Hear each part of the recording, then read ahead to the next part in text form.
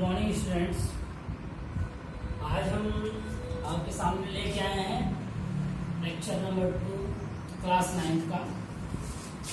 तो हमने वैसे फर्स्ट लेक्चर में आपको थोड़ा इंट्रोडक्टरी दिया था और उसके बाद प्रोसेस बताया था कि कैसे आप दो नंबर्स के बीच में रेशनल नंबर को फाइंड आउट करते हो। थोड़ा सा हम फिर से जो किया उसको और अच्छे एक्सप्लेन करके चलते हैं।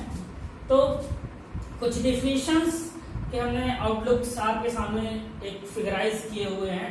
इस फिगर के माध्यम से हम आपको एक चीज ये समझाना चाहते हैं कि natural number, whole number, integer, rational number, real number होता क्या है।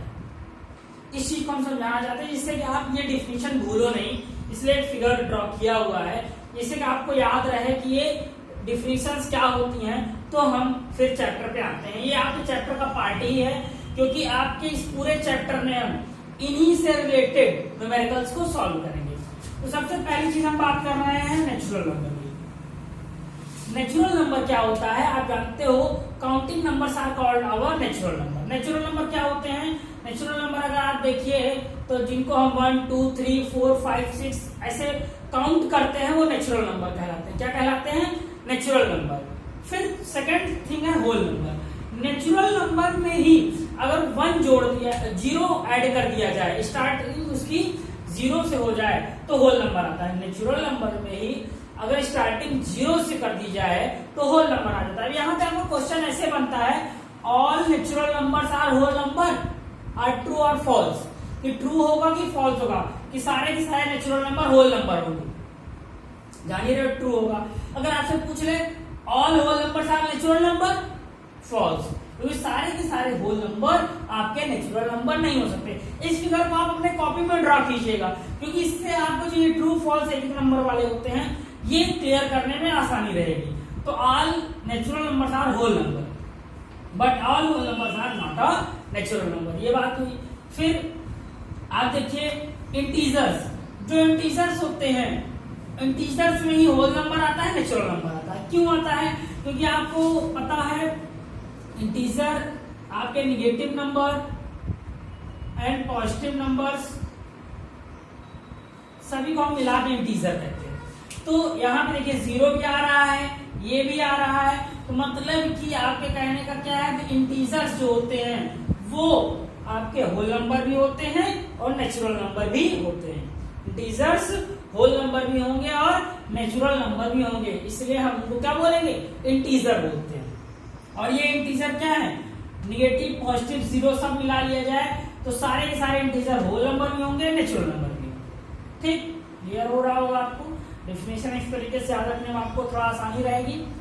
नेचुरल नंबर की बात, रेशनल नंबर की बात करें तो रेशनल नंबर ये होता है कि रेशनल नंबर में अगर हम देखें तो रेशनल नंबर हम उस टाइप के नंबर को कहते हैं जिसमें आप देखते हो जिस नंबर को आप P अपॉन Q के फॉर्म में रिप्रेजेंट कर सको where Q is not equal to 0। P upon Q के फॉर्म में रिप्रेजेंट कर सको Q is not equal to 0। तो आप देखो इंटीजर भी आपका रेशनल होगा, होल नंबर भी रेशनल, नेचुरल नंबर भी रेशनल। कैसे होगा अगर हम इस चीज को समझें तो अगर आप देखो अगर आपके पास कहीं -1 रखा है उसके नीचे आप 1 लगा सकते हो, जाहिर सी बात है। अगर 1 आ गया तो ये क्या है आपका? ये आपका रेशनल नंबर है। 0 के नीचे 1 लगा सकते हो तो होल नंबर भी रेशनल नंबर है। नेचुरल नंबर के नीचे 1 लगा सकते हो क्योंकि सबके नीचे, जिसके नीचे कुछ नहीं होता उसके नीचे आपको हमेशा क्या मिलेगा?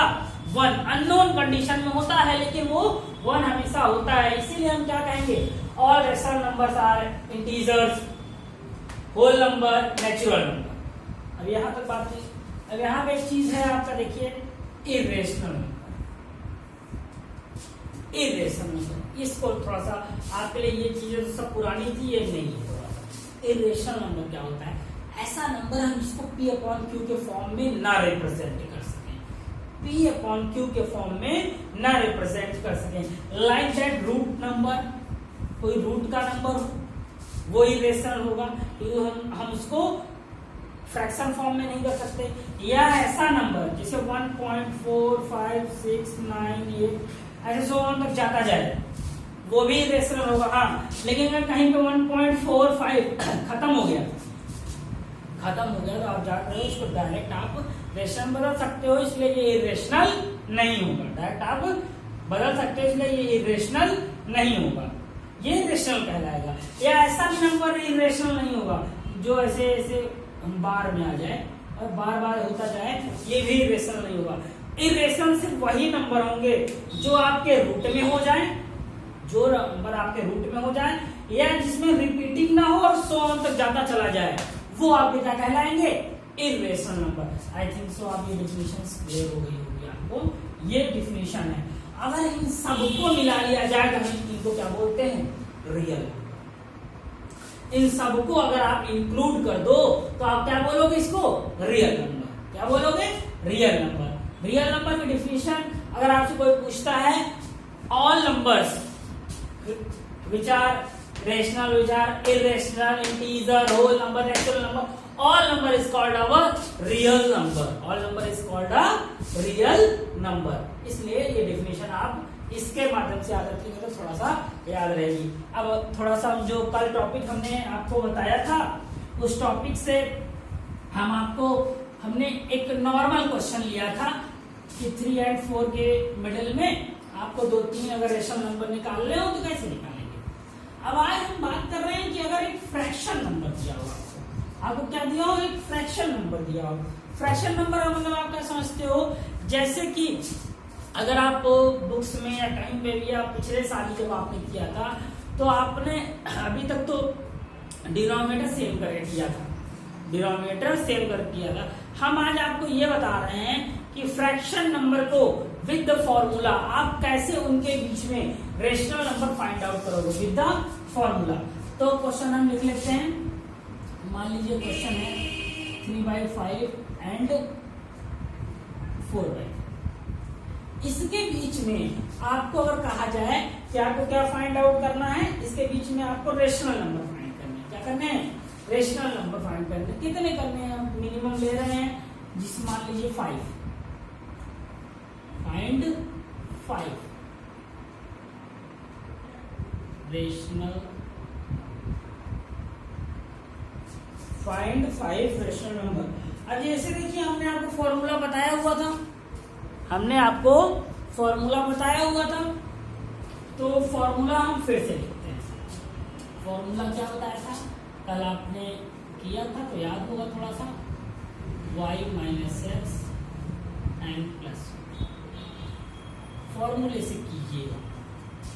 हम ये नहीं कह रहे हैं कि आप विदाउट फॉर्मूला करेंगे तो गलत होगा। मेरे कहने का मतलब कहीं से ये नहीं कि विदाउट फॉर्मूला करेंगे तो गलत नहीं होगा।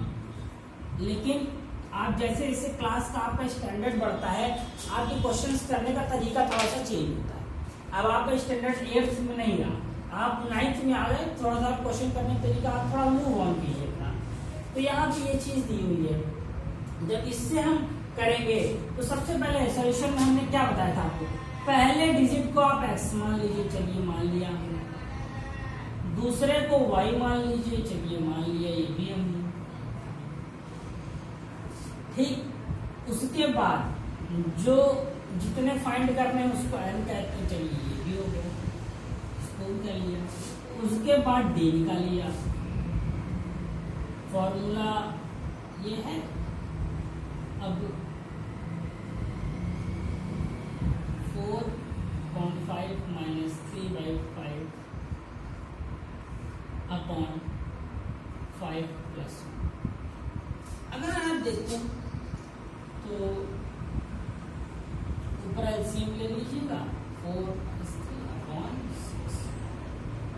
अब ये 1/6 देखिए, हम यहाँ पे अगर जैसे 1/5 अपॉन 6 दोनों नीचे मल्टीप्लाई हो जाएगा, 1/30।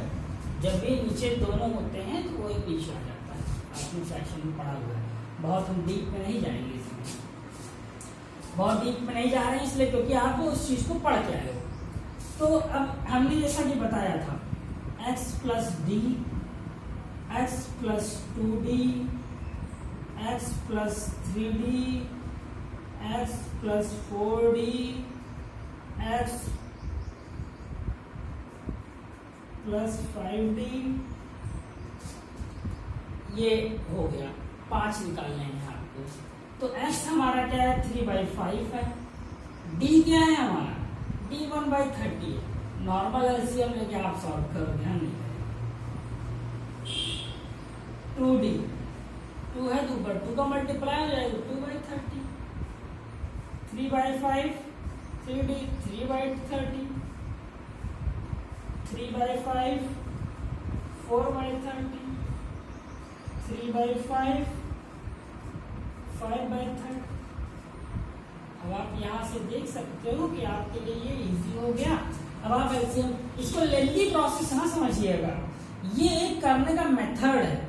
जो अभी तक आप कर रहे थे वो एक सिर्फ क्या है, एक तरीका, वो कह सकते हैं जिसको कि आप शॉर्टकट कहते हो, जिसको आप कह सकते हो कि शॉर्टकट कहते हो, शॉर्टकट के थ्रू अभी तक आप करते हुए आए हो।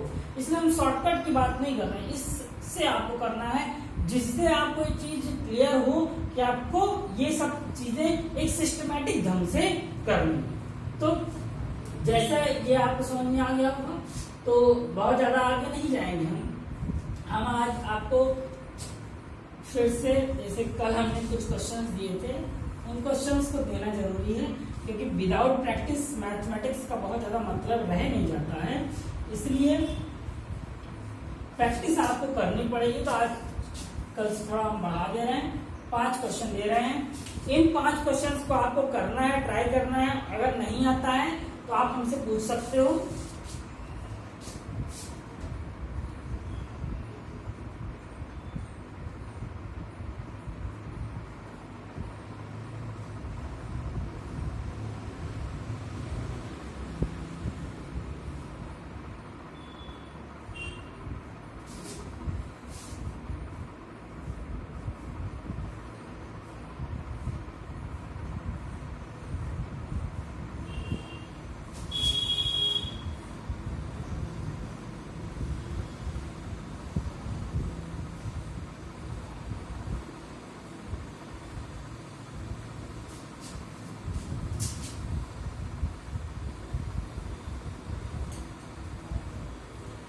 अगर आप ये क्वेश्चंस 5 कर लेते हो, अगर आपको आ जाता है तो समझिएगा ये टॉपिक आपका क्लियर हो जाएगा। ये टॉपिक आपके किसी भी कोई भी पेपर होता है, 1 नंबर 2 नंबर का टॉपिक है, तो ये आपको कंफर्म हो जाएगा। ये 5 क्वेश्चन आपको करने हैं, तो इसको आप कंप्लीट कर लीजिएगा। फिर कल हम, अगर ये हो जाएगा तो इसके बाद के टॉपिक पे बात करेंगे, जिससे कि आपको हम आगे धीरे धीरे लेके चलेंगे। बहुत जल्दी नहीं है, टाइम की कमी नहीं है, लेकिन आपको धीरे धीरे समझाते हुए चल रहे हैं, जिससे कि आपको ये सारी चीजें धीरे धीरे क्लियर हो जाए कि विद द फॉर्मूला करना है, विद द फॉर्मूला करना है। और हमने जो डेफिनेशन बताई उसका ग्राफ भी आप बना लीजिएगा जब आप देख रहे होगे। तो ये सब चीजें आपको ध्यान रखते एक सिस्टमैटिक ढंग से एक रफ बनाइए, जिस रफ में आप इसको पूरा नोट डाउन करते चलिए। अगर आपके पास बुक नहीं है तो बहुत दिक्कत है, बहुत टेंशन वाली बात नहीं है। हम आपको धीरे धीरे क्वेश्चन भी प्रोवाइड करते चल रहे हैं, जिससे आप करते चलिए, प्रैक्टिस करते चलिए। गुड।